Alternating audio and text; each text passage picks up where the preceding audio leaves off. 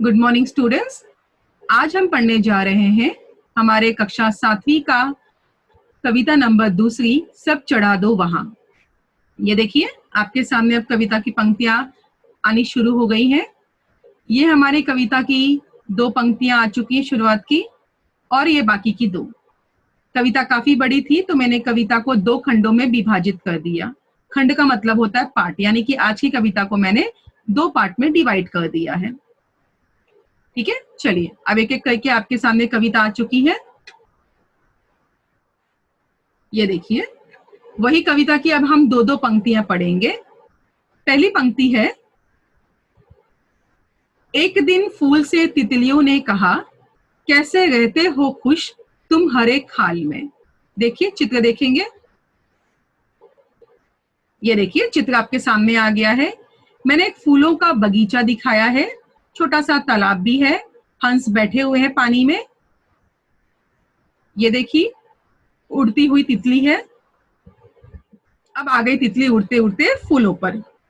तो कविता शुरू होती है, तो कविता का नाम ही अपना सब चढ़ा दो वहां पे। तो पहले पंक्ति में हमारी एक तितली है, वो कुछ पूछ रही है। क्या पूछा उसने? तो तितली कहती है, एक दिन फूल से तितलियों ने कहा। तो कवि कहता है कि एक दिन एक तितली उड़ते उड़ते फूल पर आई और उसने फूल से कुछ पूछा। क्या पूछा उसने फूल से? तो देखिए अपना ये जो सेकंड लाइन है, सेकंड लाइन में कह रहा है, कैसे रहते हो खुश तुम हर एक हाल में। अब तितलियों ने हमारे जो आप देख रहे हो थर्ड चित्र यहाँ पर उन्होंने फूलों से पूछा कि हे फूल, जब भी मैं तुम्हें देखता हूं तुम हमेशा खुश दिखाई देते हो, तुम्हारे ये हर एक हाल में खुश रहने का कारण क्या है।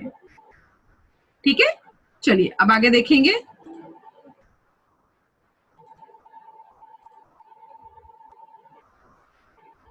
आगे की पंक्ति देखिए, फूल बोला कि खुशबू लुटाता हूं मैं जबकि रहता हूं कांटों के जंजाल में, एक दिन फूल से। तो फूल ने कुछ उत्तर दिया था। क्या उत्तर दिया?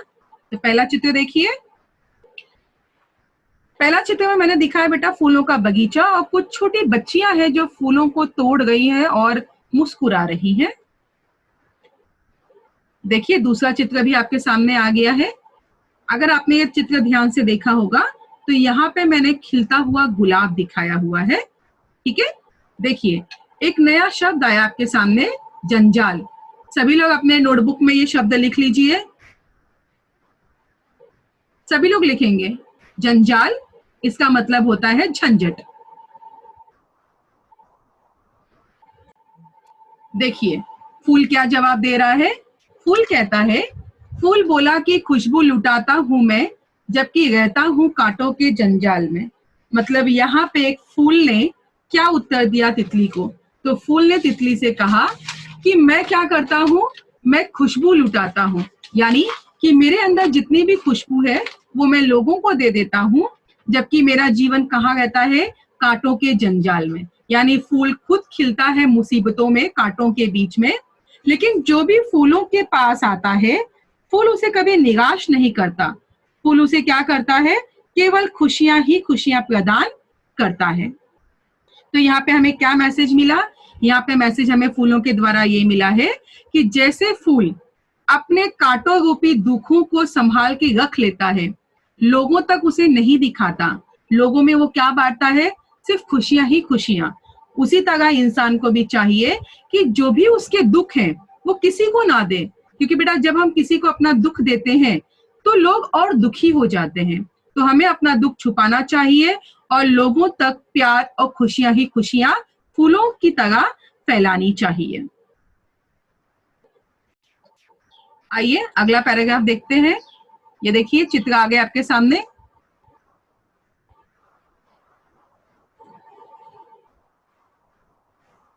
देखिए एक एक करके चित्र भी आपके सामने आ रहे हैं। दोनों चित्र आपके सामने आ चुके हैं। आप समझेंगे पैराग्राफ को। दूसरी अन्य पंक्ति अपनी, एक दिन पेड़ से पंछियों ने कहा, मस्त रहते हो कैसे हर एक हाल में। अब तक हम क्या पढ़ रहे थे? फूल और तितली की आपस की बातें हो रही थी। अब दूसरी बातें, अब क्या हुआ?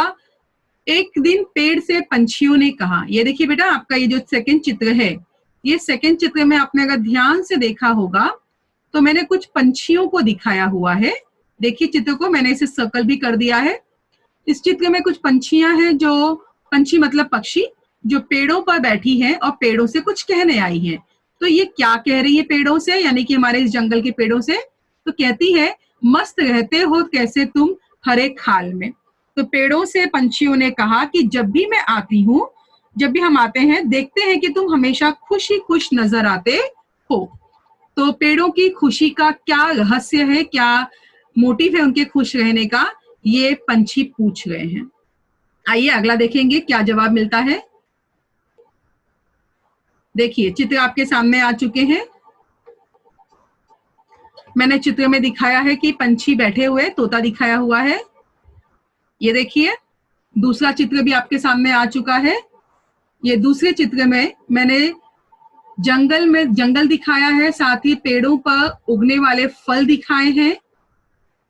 अगला ये देखिए सारे चित्र आपके सामने आ चुके हैं। ध्यान से सभी चित्रों को आप लोग देखिए। ये देखिए थर्ड चित्र में एक बच्चा है जो फल खा रहा है। यहाँ देखिए अगला चित्र में, चौथे चित्र में एक भालू यानी कि जानवर है, वो फल खा रहा है। और यहाँ पे अंतिम चित्र में मैंने पक्षी दिखाया है, पक्षी भी बैठा है अन्य खाने के लिए। तो कहने का क्या मतलब है यहाँ पे बेटा मेरा? तो मैंने यहाँ ये दर्शाया है कि जो फल है वो इंसान भी खा रहा है, जानवर भी खा रहा है और पक्षी भी खा रहा है। तो देखिए हमारे पेड़ों ने क्या जवाब दिया। पेड़ कहता है, पहली पंक्ति, पेड़ बोला कि मिलता मुझे इसमें सुख, बांट देता हूं जो फल लगे डाल में एक दिन फूल से। डाल का मतलब होता है आपका इंग्लिश में ब्रांचेस, ठीक है। तो फूलों ने, पेड़ों ने क्या कहा पंछियों से कि मुझे इसमें मिलता है सुख। तो देखिए बेटा ये वाले चित्र में पेड़ों पे अलग अलग प्रकार के आपको फल दिख रहे होंगे। तो पेड़ों ने कहा कि जब भी इस तरह से कोई इंसान या इस तरह से कोई जानवर या इस तरह से कोई पक्षी मेरे पेड़ पे आता है और मेरे पेड़ों के फल खाने की कोशिश करता है, तो मुझे बहुत खुशी होती है और उन्हें खुश देखकर मुझे सुख महसूस होता है।